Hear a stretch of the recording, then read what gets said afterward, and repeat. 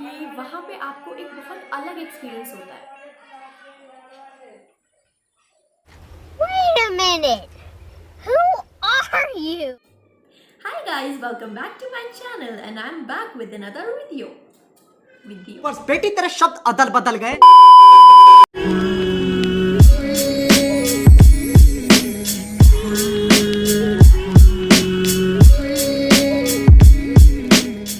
Hi guys, welcome back to my channel. I'm back with another video. So let's get started. So आज का जो topic है वो है कि हमें क्या एडवांटेजेस मिलते हैं बीइंग अ कैबिन क्रू। सो चलिए मैं आपको सबसे पहला पॉइंट बताती हूँ, वो है सैलरी।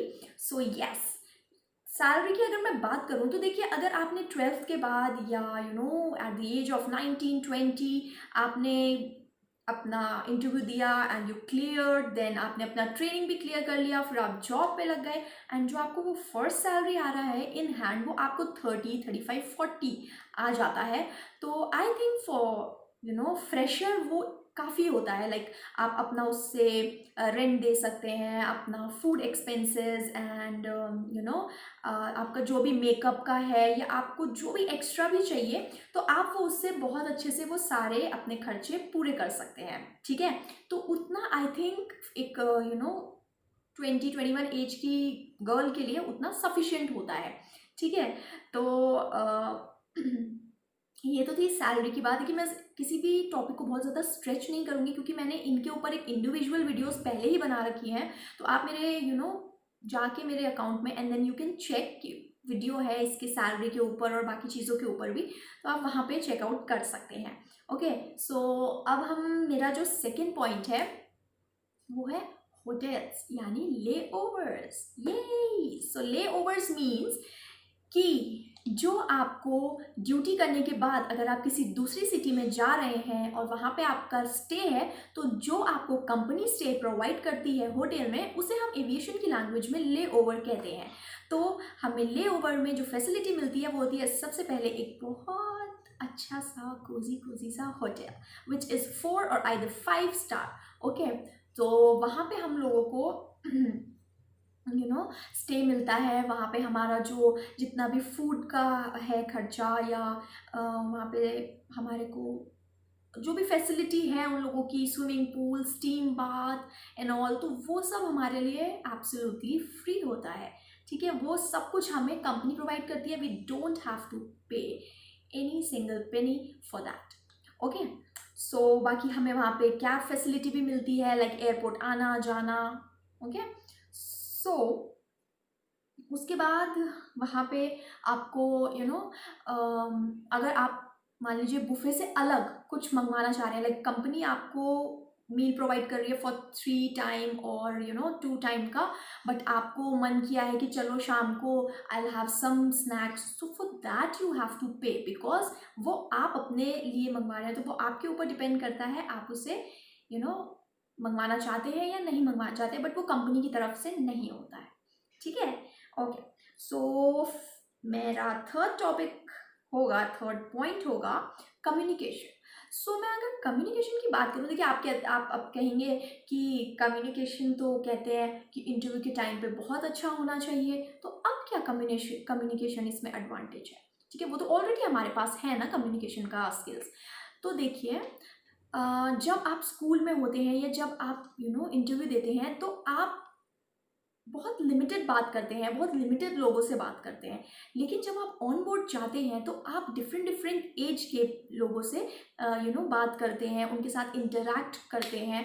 तो उससे आपका एक बात करने का जो कम्युनिकेशन फ्लो होता है या जो आपका कॉन्फिडेंस होता है वो बहुत बिल्डअप हो जाता है, क्योंकि आपको पता चल जाता है आपको किससे कितनी बात करनी है, क्या बात करनी है। जैसे आप बच्चे से वो बात नहीं कर सकते जो आप एक मिडिल एज के पर्सन से करेंगे, या आप बुजुर्ग से वो बात नहीं कर सकते जो आप बच्चे से बात करेंगे। ठीक है, तो आपको पता चल जाता है कि किस एज के पर्सन से आपको किस तरीके की बात करनी है और कितनी बात करनी है।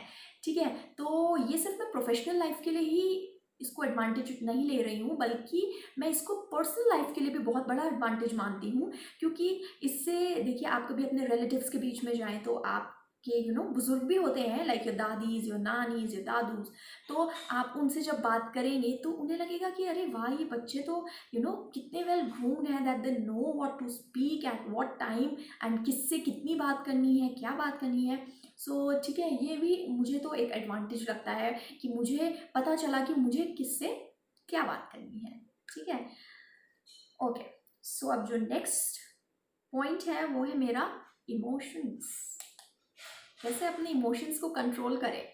तो क्या होता है कि जब आप ऑन बोर्ड होते हैं, समटाइम्स क्या होता है, आपकी गलती नहीं होती बट पैसेंजर का मान लीजिए मूड ख़राब है या ज़रा सी कुछ ऊपर नीचे कुछ हो गया, तो वो एकदम से आपके ऊपर शाउट करने, आपको स्कोल्ड करने लग गए, तो आपको बहुत कामली उस सिचुएशन को हैंडल करना पड़ता है। आप भी उनसे लड़ नहीं सकते, आप उन्हें बैक आंसर नहीं कर सकते जब तक आपको एक थ्रेट फील ना हो।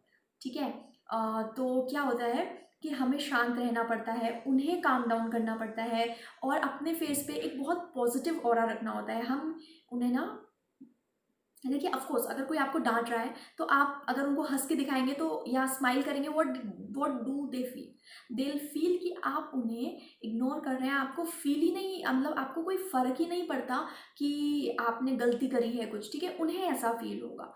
ठीक है, तो इसलिए आपको स्माइल भी नहीं करना है but you have to be very positive. ठीक है, और उसके बाद आप अपोलोजाइज कर लीजिए, चाहे आपको कितना भी गुस्सा आ रहा है तो बाद में आप अपना फ्रस्ट्रेशन ड्रेन आउट कर सकते हैं।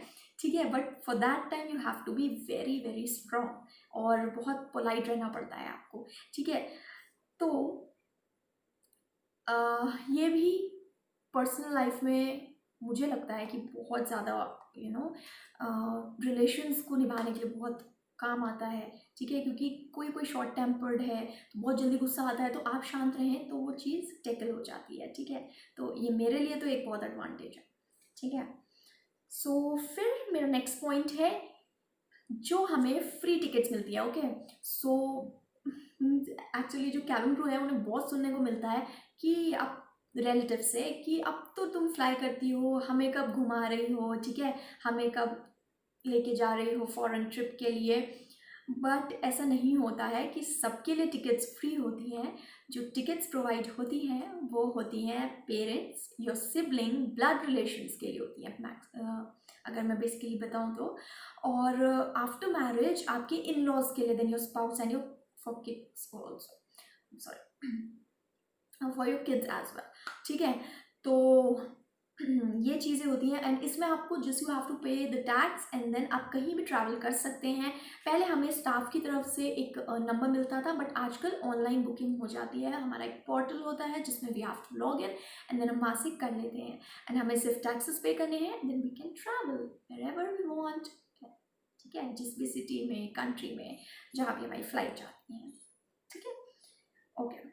सो अब हम बात करेंगे कि जो ये प्रोफेशन है, ठीक है, मैक्सिमम जब इंटरव्यूज़ होते हैं तो लड़कियों के या लड़कों के क्या आंसर होता है जब उनसे पूछा जाता है कि आपको एविएशन क्यों करना है, व्हाई नॉट अदर प्रोफेशन।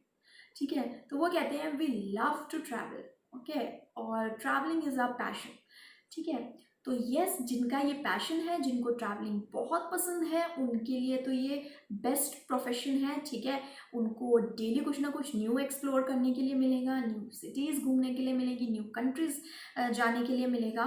ठीक है, एंड वहाँ जाके आप उनका कल्चर देख सकते हैं, वहाँ जाके आप वहाँ की जो स्पेशलिटीज़ हैं like monuments, museums, what ever, you can go and explore. बहुत न्यू एक्सपीरियंसेस होते हैं with new people, new places. Okay, memories होती हैं आपके पास एक्चुअली में बहुत सारी जब आप नई जगह जाते हैं। ठीक है, आपके पास आजकल तो फोटोग्राफ्स हैं, वीडियोस बना सकते हैं, so you really feel positive when you, जब आपको बहुत टाइम भी हो जाएगा ना उस जगह गए हुए, तो जब आप वो वीडियोस फोटोग्राफ्स देखेंगे ना तो आपको बहुत पॉजिटिव फील होगा। तो ये भी एक पॉजिटिव बहुत एडवांटेज है कि आपको फ्लाई करके जाते हैं and then you travel and बहुत सारा आपको एन्जॉयमेंट होता है आपका। ठीक है, फिर हमारा नेक्स्ट टॉपिक है, जो हमारा नेक्स्ट पॉइंट वो है कि सेम मेंटालिटी के पीपल आपको मिलते हैं ऑन बोर्ड। आपकी आपकी मेंटालिटी के जैसे, ठीक है। अब मान लीजिए आप, मैं एक एग्जांपल लेती हूँ, आप टीचिंग करते हैं, ठीक है, तो वहाँ पे मान लीजिए आपकी एज है 20-21, एंड देन आपके साथ जो और टीचर्स हैं वो थोड़े ज़्यादा एज के हैं, लाइक 40, 50, 60 और मोर देन दैट, ठीक है। तो आपको जो बातें होंगी या जो आप कर रहे हैं ना, आपको बहुत सोच समझ के करना पड़ेगा, like you have to think for little things, that what you are doing is that comfortable for others as well, so वो अच्छा लगेगा नहीं लगेगा। तो ये सब चीज़ें आपको बहुत सोचनी पड़ती है। बट जब आप एविएशन में होते हैं तो वहाँ पे हर कोई आपकी मेंटालिटी का होता है, हर किसी में आपके जैसे ही थॉट्स आते हैं लाइकवाइज, एंड आप ही के एज ग्रुप के हैं वो, सो आपके लिए ना बहुत ईजी हो जाता है to be comfortable in that environment, and so मुझे लगता है कि अगर आप एंजॉय ऑन बोर्ड करते हैं तो आप काम भी अच्छे से कर पाते हैं। अगर आप कंफर्टेबल होते हैं तो सब कुछ बहुत इजी हो जाता है आपके लिए। तो आई थिंक अगर आप जल्दी से किसी में कंफर्टेबल नहीं हो पाते हैं तो आपको ये एनवायरनमेंट अच्छा लगता है, आप जल्दी कंफर्टेबल हो जाते हैं। ओके, सो फिर हम बात करेंगे। ओके, ये तो सभी ने सुना है। अगर मतलब आप किसी को बताएं ना कि आप क्या करना चाहते हैं, if you want to be a cabin crew, तो आप बताएंगे ना मेरे को कैबिन क्रू बनना है, तो बोलेंगे कैबिन क्रू। उनके दिमाग में क्या चल रहा होगा पता है, कि कैबिन क्रू तो सिर्फ मेकअप करती है, एंड क्या करना होता है, वो ये तो करती है कि पूछना है उसको, सर्विस कर रही है कि so would you like to have a tea और would you like to have a coffee, this is the menu, you can order. So ये आता है सबके दिमाग में, बट नहीं, ऐसा बिल्कुल भी नहीं है, ठीक है।